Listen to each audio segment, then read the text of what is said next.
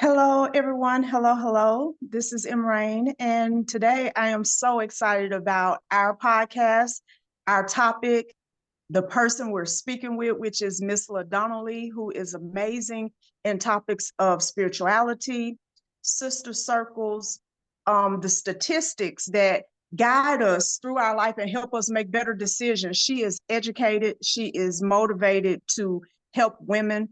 And we were recently, I had the blessed night of sitting and talking with her, and I was just sitting there mesmerized. I love her perspective, and after that, I knew I wanted to make sure she came on this podcast because I know you guys are going to love her too. Before we get going, there's some statistics that I want to read to you guys just because I want you to understand how important this topic is. Okay, be sure that you remember these things because sometimes life will cause you to think, oh, that doesn't apply to me. Check out these numbers. So women are 67% more likely than men to talk about their families and any kind of family problems, right? Women report that they talk about their family and their family problems with their friends more often than they do with their husbands, right? Because when you think about family for most women, that includes husband. We don't separate them out. Furthermore, it says that women also report talking about their physical health and mental health more frequently with their friends, 41% versus 31% of those who do it with their spouses. Some of the things that motivate me about sisters and sister circles is that I've seen a lot of relationships get broken down because people are trying to make one person their be all end all. Having sister circles is not about having a bunch of people that think like you, speak like you, dress like you, are controlled by you. You know what I mean? It's about pulling people into your life who bring all the things that maybe you're not always that strong in. I have friends who regularly snatch my cord, they have to. It's like, didn't you just say you are already too busy? Okay, then what you trying to start something else for? You have to have those kind of friendships.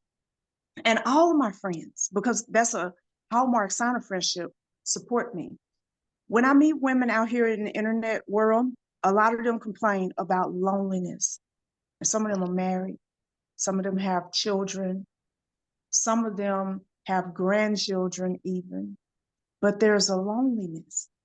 And that loneliness happens because sometimes when we start building our family, we let go of our friends. We stop making time for our friends. And I think that's tragic.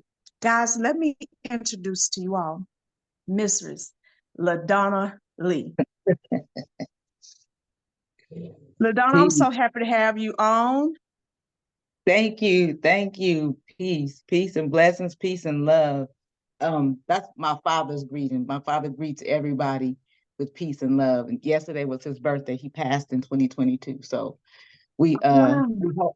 we hold up his memory by spreading his message.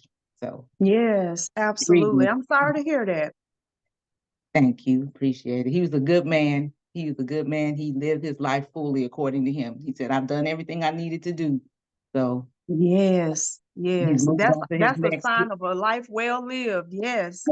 I say. Tell us a little bit about you and some of the stuff that you have coming up because man, I am excited for what you're doing to be presented to the public. I get ahead of myself, so I'm gonna let you tell it. Okay. So, and I'm gonna tell you right now, ask me questions, cut me off because I will get into see what the whole thing is and going into backstories and context. So don't feel bad about it if you gotta pull me back from the weeds. So I am LaDonna Lee. I am the twin sister to Sarita Lee, big sister to Andrea Hutchinson and Ebony Church Evans. I grew up in the house with two sisters. And when my parents split, my father moved to St. Louis and had another daughter. So I'm naturally built for sisterhood. I tell people all the time I'm a Libra twin. I am Yeah. built. I'm built for teamwork, companionship, for doing this thing with another sister. Um, So what I'm currently doing in community is I am building on a brand that I started in 2018. The organization is called the Mantis Moon Temple, and Mm. our motto in movement is Sisterhood Saves, and that comes from a very deep and intimate space inside of me. It is, I tell people, it's my truth and my testament, because in the darkest times and hardest times of my life, it has been my twin sister, of course, and other women who literally have rescued me and saved me from very dark places. So that's my motto and my movement, that sisterhood saves. I believe in the power of women and what we can do when we come together. Yes, I love that. I love that. You know, I hadn't thought about it like that until you said it, but I was like, oh my gosh, she is a Libra twin. She was literally designed for this. Yeah. One of the things I love about you and your sister is that you guys always show up together, even if you're not together. If you're talking to you or if I'm talking to her, you can feel the other person's presence, you know, and it's always been, I remember the first time I gave a reading to Sarita, I had to keep reminding myself, you're talking to one person, you know what I'm saying? But I could feel your energy with her, and I feel her energy with you, and I think that's beautiful. Um, Talking about dark places and sisterhood, um, can we get into a little bit of your testimony, just the parts that you want to share for the world? Yes, and I'm more than willing to share it all, because being alive is its own magic, right? Yeah. Mm. Being alive is being alive and thriving in your living experience is tantamount for me.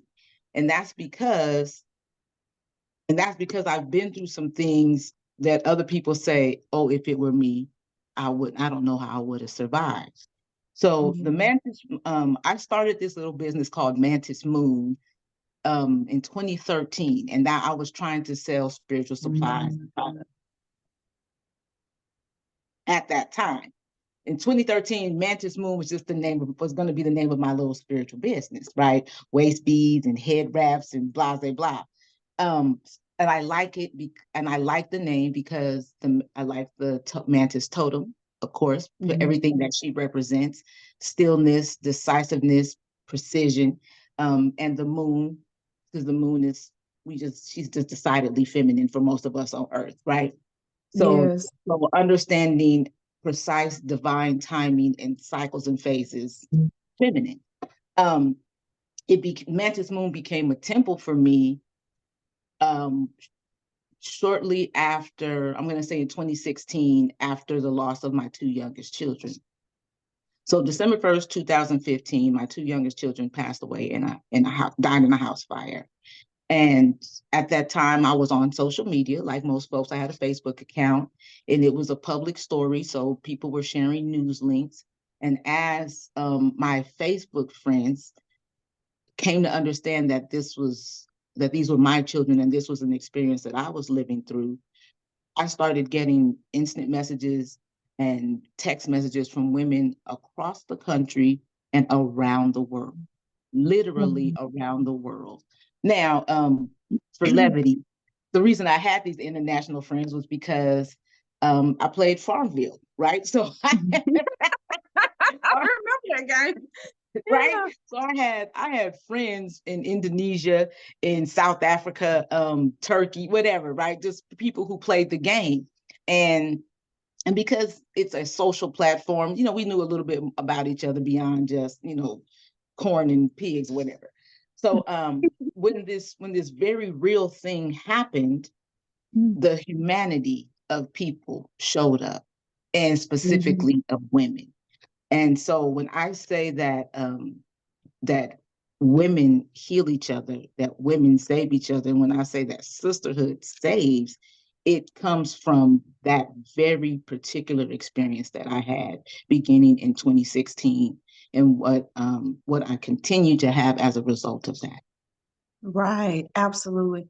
I remember we've talked about um, the loss of your children several times, and one of the things that hit me about it is that you know that they're around you and that they're with you, but at that same time, it's like a part of you, for me, I read it this way: a part of you lives to for you and for them. It's like you're allowing yourself to be as beautiful and beneficial to the world as you can be for you and for them. Some people do give up. And I think sometimes it's easy to give up if there's not people reaching to say, I'm not going to leave you in that dark space. I'm not going to leave you in your pain by yourself. You're never going to get an opportunity to tell the story that I had no help or no one cared or no one came. And I think that's a part of sisterhood that people miss because it doesn't happen at your job. Maybe somebody will care. It doesn't happen in all the things that we run around and do.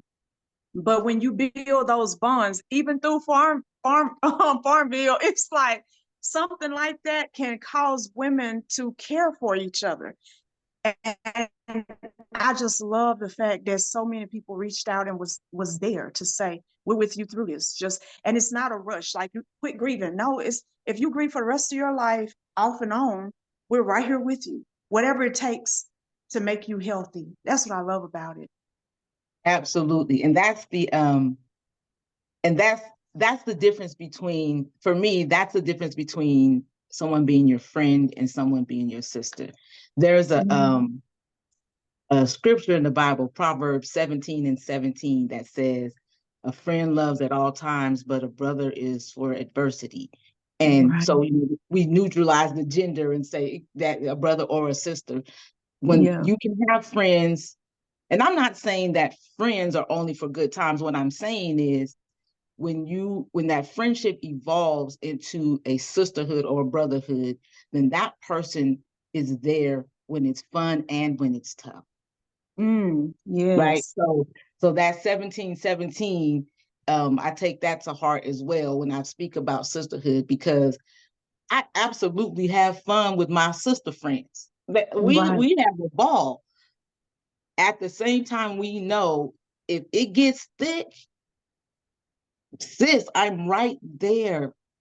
Yeah. I'm right there. And because I've spent so much time having fun with you, I notice when the energy shifts. I notice when Right. something is up.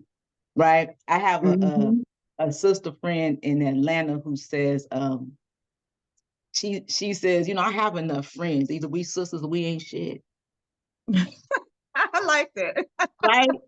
And that's a valuable lesson that I tucked in my purse.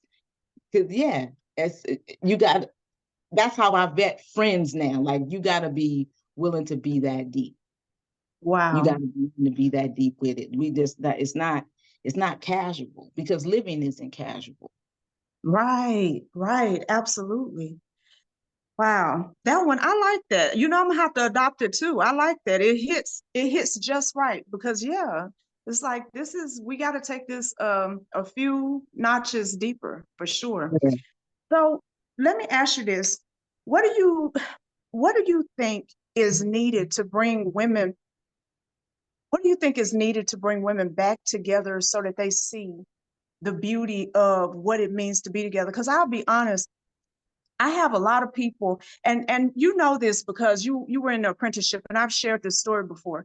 When I first came into mysticism, I was so enamored with the energy and the power, just having that clarity, all of a sudden knowing how to live my life better. So all I wanted to do was give it to people, and I love the people. It was like, oh my God, she got it. You know what I'm saying? And that was like my excitement. And people who have been in the field were warning me about loving them so much, like you're gonna set yourself up for pain. And they were not wrong. Okay. They were not wrong. I cried a lot since then. But I feel like if it's worth it, it's going to bring tears. But I think that some people, because they have tried with so many people and been hurt, that now they've kind of shut down and ran away from that. It's very utilitarian how they treat each other. So what do we do to help people understand that even if this may hurt occasionally or that may hurt, overall the sisterhood circle, the circle of sisters is still needed. You just got to learn how to weed through them. That's a beautiful question because the answer gives us something to do. And what I think is necessary is when people come into spirituality, when they come into their own, be okay with that. Yeah. So you can log onto any social platform and find memes and videos and posts about self-love and knowing your worth. And along with that is just self-acceptance. I personally say that self-acceptance is the antidote to shame. A lot of us are walking around with shame, guilt, and embarrassment from previous choices. And we show up in new relationships and in new opportunities with that shame, guilt, and embarrassment. It might be tucked, right? It might have a nice little makeup setting over the top of it, but it's there with us. And as we develop in our own understanding of spirit, as we start to feel the way our energy moves in the world, the more we accept ourselves as we are, accept what you like and what you don't like, accept your own proclivities, accept your own darkness. These are the things that, apprentices learn under your tutelage. And when we apply it and really accept ourselves, hear me, I'm not saying the cliche, I call my energy back, I stand in my own power, my own authority. No, not those things. Just I will sit in the middle of my bed and eat ice cream. And that's okay. Accept every little thing about yourself, and it makes it easier to be more accepting of other women. And it's acceptance and grace and allowance and tolerance that makes it easier for us to be together. Yes, I love that. I love that. That is a beautiful answer. Listen, so one of the things that that came up right after the graduation, because I had to really go and chew on some of the things you were saying. It actually felt like I had been transported, because you notice I got real quiet, but I was really listening to everything you were saying that night. But one of the things that hit me is that sometimes especially being a thought leader of any sort or a mentor or anything like that, you are pushing out this knowledge and this information, and you're cheering and you're hoping for people. And before you know it, you will start to take it personal where a person is, right? And so it hit me that it's not different from raising a child. So when my son turned 18 and everything, and even before, because he started really kind of feeling himself at 16, something my pastor said to me at that time is still a truth for me to this day. He said, it don't really matter, what you want for him. He has to get his own testimony. He has to build his own life, and he has to figure it out. You can be there to give him the truth and knowledge so that he ain't got to go out there trying to find it. But that don't mean that he gonna hear it and accept it and apply it right then. What you say to him today may not kick in until years later. And he brought up that Bible scripture about train up a child and the way he should go. And when he is old, he won't depart from it. And he was saying, you don't get to determine what that age is. He got to work through all of the input, yours and everything else in his life, which you will never know, even if y'all living in the same house. You're not going to understand how he perceives the same thing that you're right there watching. You're not going to perceive it the same. And I was like, whew. But it's the same with sisters. It's like, some sisters really friends, right? They break up over silly things that has nothing to do with you for real. It's like, if she wants to be in a relationship or if she wants to leave her husband, your job is not really to judge it. Your job is to support, like you said, acceptance. I love that. I Yeah. love it. So I got to share this little story. I've been into African traditional religions and spirituality since I was young, like 19. So Wow. when I was in my very early 20s, I was a part of this Orisha house in Ile, and we did this family ritual for all of the people who were initiated godchildren under this Yemanja priestess. And part of that ritual, the closing of that ritual included our godmother, Ibashe. She poured a cup of water to the earth. And she said, "You are family until this water gets back into the cup." Wow. Huh. Wow. Now, that was, I said when I was 21, that was almost 30, that was 30 years ago. If we just do the math, 30 years ago. And there's plenty of folks who were, some of the people who were in that circle have passed away.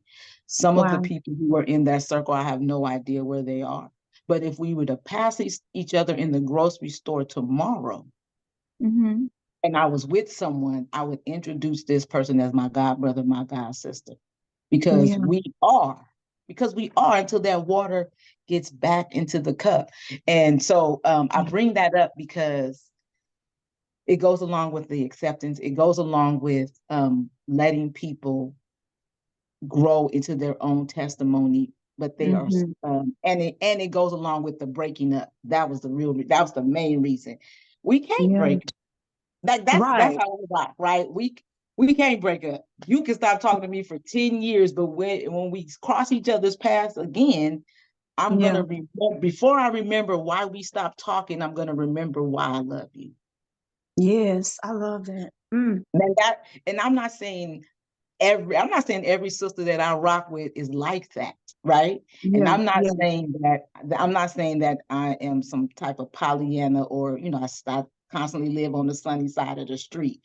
But I know myself enough to know my truth is I have fallen out with people. And if I were to see them, I would get that little feeling like, oh, there's somebody that I had conflict with. But once our eyes meet, I'm going to soften because I'm going to remember the inside jokes. And like I said, I'm going to remember why I loved you more than why I was mad. Right. I love that. Ooh. Now that is something that your mentor would have to work on. Have to work on it. Okay. But I get it because honestly, I can be mad and still help you. I remember in a previous marriage, one of my friends slept with my husband, and to make it sound a lot less worse than it was is because it was pretty bad, because I think I tried to take both their life. But later on, she ended up homeless with her kids. These kids called me auntie.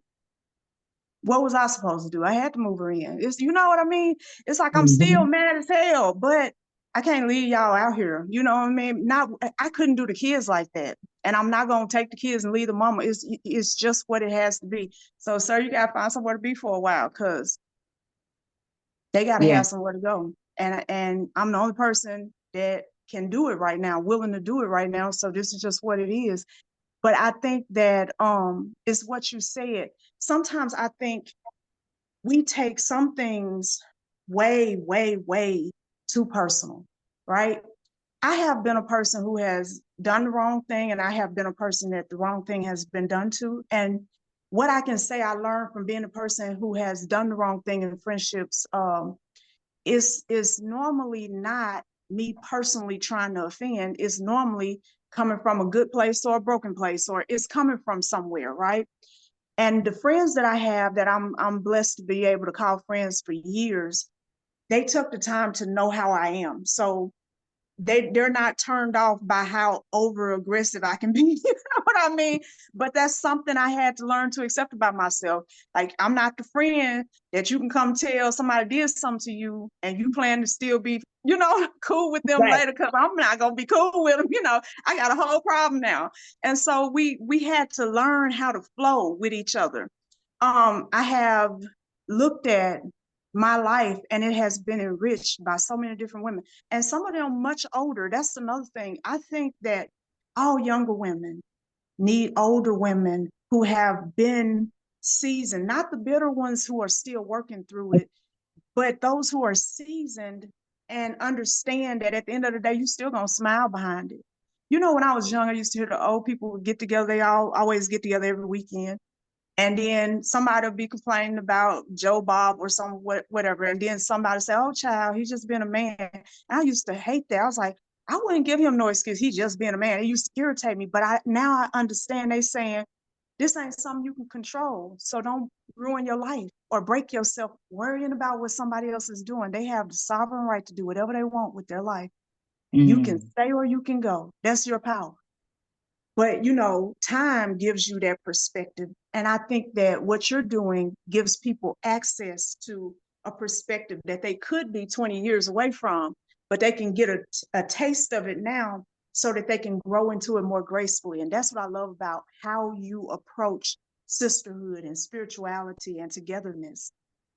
Thank you for that. Now, I'm smiling because I'm gonna say two things. One, I have a daughter who is 23, and she helps me with that. She gives me a young woman's perspective, and she is she's my best friend. A lot of times she feels like my little sister, not my daughter. So and I'm grateful for her because I remember when I was young, when I was 19, I used to participate in this militant organization called the All African People's Revolutionary Party, right? We was militant, wow. we was revolutionary, we was studying all the time. But I was 19, and a good number of the sisters were in their mid to late 30s, maybe early 40s. So we would, me and my homegirl would show up to the meetings and stuff, right? We didn't stopped up at the natural foods grocery store, bought a pint of ice cream. We walk in the door eating our ice cream, right? We 19 and we this big, right? And then the sisters would be like, you ain't gonna be able to eat like that your whole life, right? And then we leave out the door, they just bitter old out, right? We mocking them because they old and bitter, right? Right. When I turned 45, I can't tell you how many apologies I muttered to them sisters just under my breath. Mama, I'm sorry. Y'all was right. Y'all was right.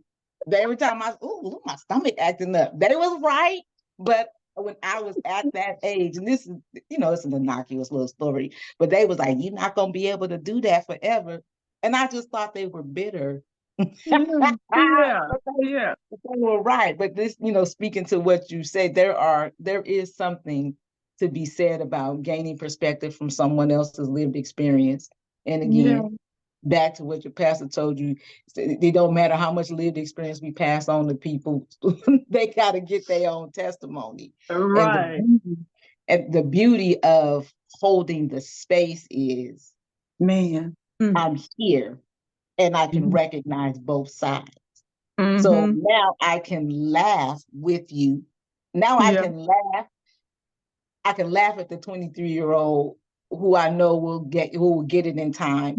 And I can watch myself for any bitterness because I remember how it came to me. So it's just the reflections that we do, being with each other, women of all ages and all ethnicities, we reflect just what do you say? We're all a fractal of the universe. And so we get to reflect each other's light back around that circle. It's a beautiful thing. It is a beautiful thing. I've had chill bumps through most of this because I don't get to have these conversations as often as I would like. And I know that they're needed. One of the things that impresses me about you as well is that you are a straight shooter. I'm gonna say it that way, right? And people sometimes, another issue sometimes with connection is that people change in a room, this room or that room, to what they think is palatable or acceptable, or they shrink a little bit because they're not sure if they should be in the room, if this is their moment or not. You and your sister never do that. Never do that. But specifically with you, it doesn't matter what room a person puts you in, you're going to show up as LaDonna. And if the situation, whatever happens or whatever conversation is happening, if you're going to have an input, it's always your true input. How do you tap into that level of boldness? Have you always been that way? Because I know a lot of women struggle. You hadn't? I have not always been that way. And when to hear you say that is a huge compliment to me. And it is also a testament to your mentorship. It is a testament to my ancestors. And it is a testament to the work that I have put into me, because there was a time when my sisterhood would get on me for being wishy-washy and funny style. Though, like, well, let me tell you, you know how you are, LaDonna, you funny style. You funny style. You wishy-washy. I was not dependable. Wow. And and and I didn't like, and my twin was the one who brought it to me, and I didn't like the way it made me feel. So I reached back, because I moved through a lot of different spiritual camps. I've been introduced to a lot of different concepts and principles, doctrines. So I reached into something I learned at the Nation of Islam, and that is your word is your bond. And a man Yes. should give his life before his word should fail. So Mm. I was, I was one Wow. of them young kids listening to New York hip hop. Word is bond, word is bond. What the hell are you even saying? So I started living that. So I had to practice doing what I said I was going to do and showing up when I said I was going to show up. I had to practice keeping my word. I had to practice holding other people's confidences so that they would see me as trustworthy. So this is a thing that I have practiced, that I have done ritual for, that I have set intentions for, that I have worked with my ancestors for, to become the kind of person that you now see, to be bold, to be a straight shooter, to be a lot more fearless, because I lived most of my adult life very fearful. So Wow. this is a developing woman that you've met. Wow. That Yes. is so beautiful. That is so beautiful. So, and now talking about that, because that gets into shadow work. And I said I wasn't even gonna try to touch on it, but I guess it's just hard not to. But talking about that, I think that it comes down to another aspect of sisterhood is that true sisters tell each other, the facts, right? And so and I have a lot of those kind of sisters in my life, by the way. But if you don't have it, you're on your own trying to discover what parts of you you need to alchemize next, right? It's like, Mhm. okay, what is it that I'm going toward? What is it? What is my vision of myself looking like a year from now? What do I want it to look like, rather? And so once you kind of know what you want it to look like, then you have to start looking at parts of yourself and seeing if it fit your ideal version of yourself so that you can alchemize it. And I like to say alchemize it because I'm not from the school of thought about destroying the ego or the ego being Mhm. evil Mhm. and Mhm. that whole thing. You operating an ego. It's like I believe everything that we were created with was created with us for a purpose. What everything is a tool to be used at the right time. Our job is to really learn how to use the tool. So you alchemize certain things because here's the thing. You alchemized fear and turned it into boldness because fear was a suppressive element. It's like putting a lid on a boiling pot and but that lid on that pot made it so that when you took the lid off, there was all this developed aroma, this wisdom, this Absolutely. because for so long you was sitting and you was watching more than you were jumping into and doing everything and saying everything. You were kind of paying attention and trying to find yourself. And I think that sometimes we do judge um, our development based upon the louder, prouder, supposedly together people. I love that you said that for a long time you were fearful because that's so true for me as well. Yeah, Yeah. and it goes back to the self-acceptance.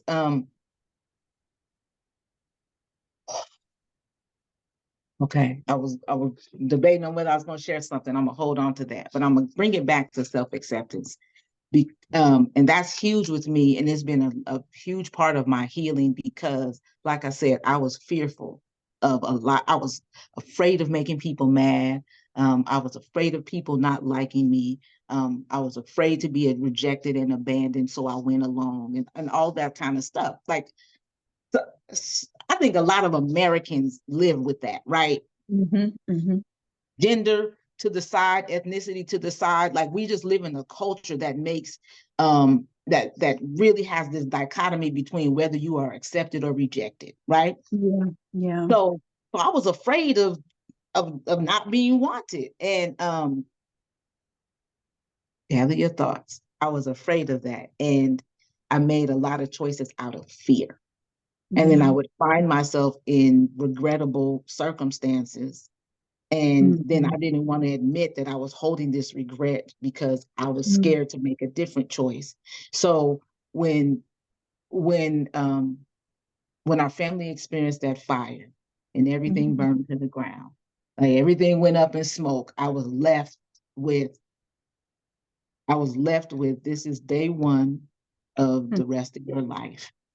And you will either move forward in crushing regret, or you will just begin to accept some choices you've made. So when I talk about self-acceptance is what helped me not suffocate under the weight of shame and guilt and regret. So I'm really liking me now. Yeah. But I really didn't have any other choice if I was going to survive a whole and healthy woman. I Right. had no choice but to just accept the choices I've made, accept some of my mechanisms, and then everything that looked like it would put me in a place I didn't want to be, recognize I had the power to change that, and recognize I had the intelligence to start building new mechanisms. So Yes. listen, when people compliment me now, I'll be so grateful. And I want to tell you, not know what it took. Look, I really had to build myself into this woman from really treasures that I had nearby all along. Wow. Yes. It's just being blind because you don't know what to look for at first, right? So it's there always with you. When I first started manifesting, you know what Spirit told me? Because I used to say all the time, why I have to wait till I was like 40 to get this? You know what I mean? Why couldn't I get this in my 20s? And I guess Right. everybody, when they come through that awakening, feel that way. And Spirit said, you could have. It's always been with you, but you couldn't have because you were not aware enough. Your life hadn't bent you to the place where you could see that. Like, so as we grow, even when I look at the apprenticeship, sometimes I go back and watch and listen to the videos from 2017. I'll be like, oh, you know what I'm saying? Because the development has just stretched. And so we do develop in stages. It's stages of awareness, stages of, okay, why did I never see that? Why was that? But it's because it's how you see. And we see based upon our understanding of the world and ourselves.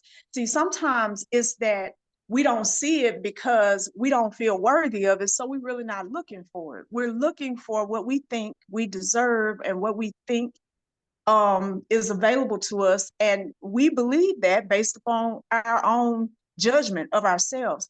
When I look at you and your daughter, by the way, is just a beautiful soul.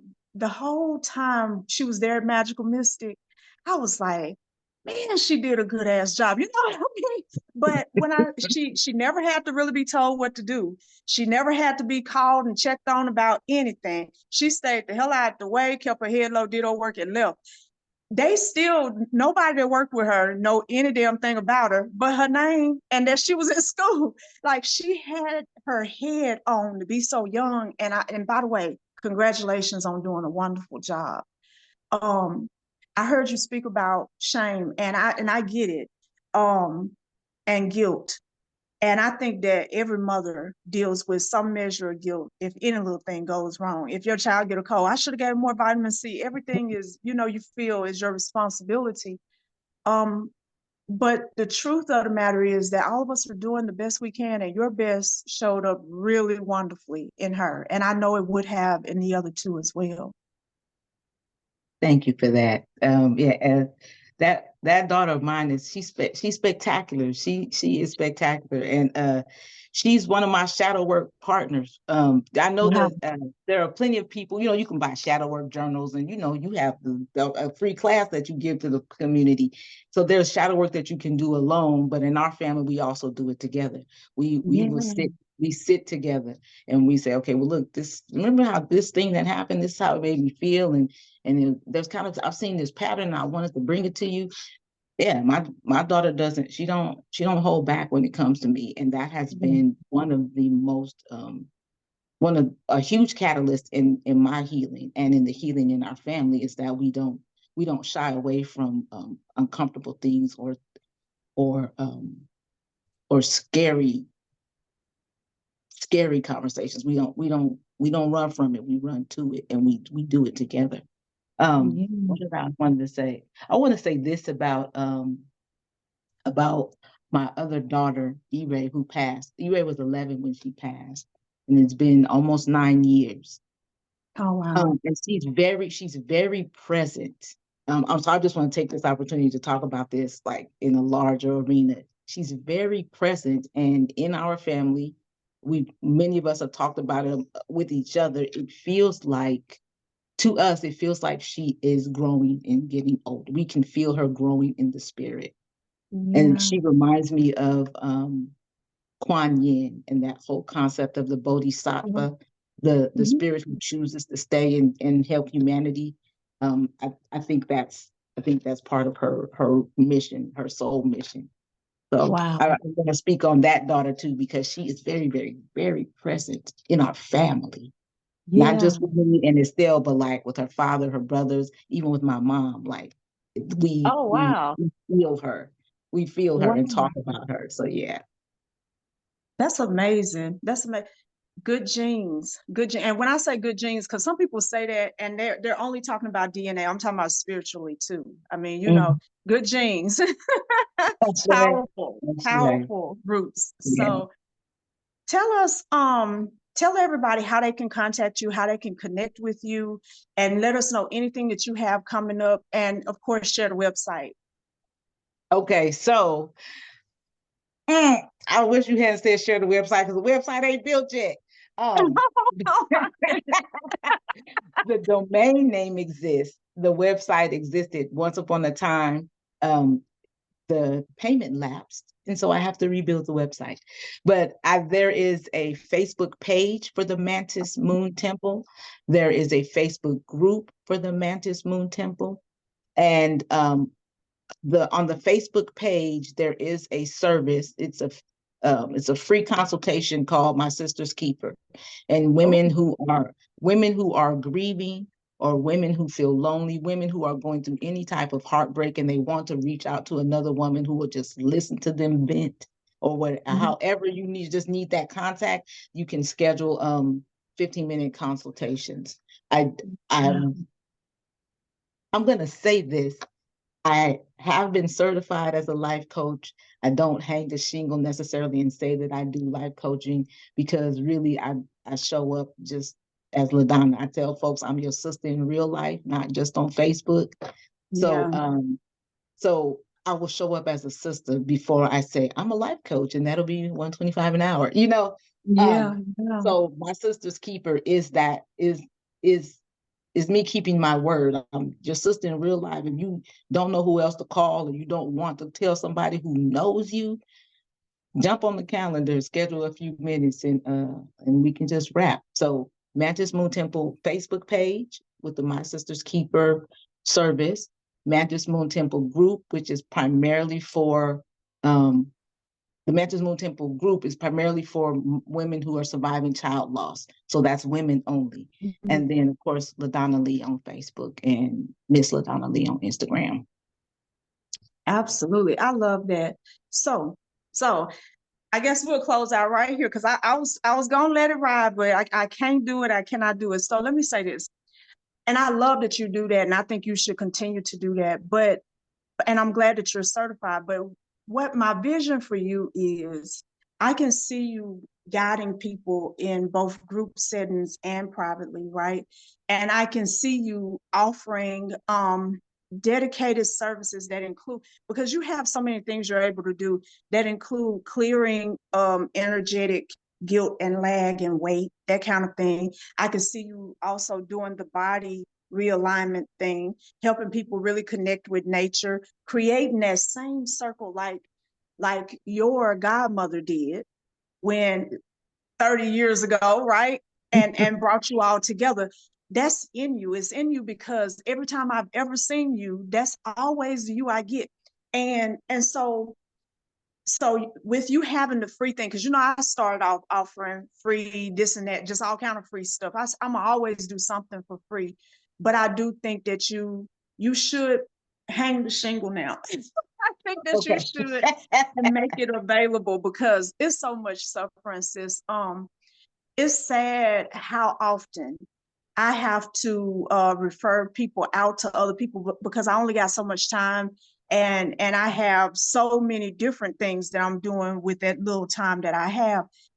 It would make my soul happy to be able to tell some of the people that I know, go and connect with LaDonna and take her this spa, this retreat, this group session, this whatever it is, go and spend a year or two, under her tutelage, because you are healing. Your energy is healing. Your perspective is healing. It's not judgmental. It's not highfalutin, and because I meet a lot of people. I'm gonna be honest with you. I'm gonna say this, it might get me in trouble, but it's the truth. Even I am connected to a lot of people who are always trying to get me to suddenly turn into the it girl. I'll never be her. I had a real ass life and that motherfucker was hard. You know what I mean? So it's like I can't pretend like all of a sudden I'm this chick, right? I'm who I am. And so when I meet people who know how to see people where they are without judgment, with just love, to me, ain't nobody out there fucking with you. So it's time to hang the shingle. Okay. Okay. Okay. Yeah. I am a Libra, right? I'm very Venusian, so I know how to get bougie, but I tell people I'm a bald-headed hoe on the inside. Just like for real. So I'm gonna be a real person. I'm gonna be Yeah, a real person because I like real people.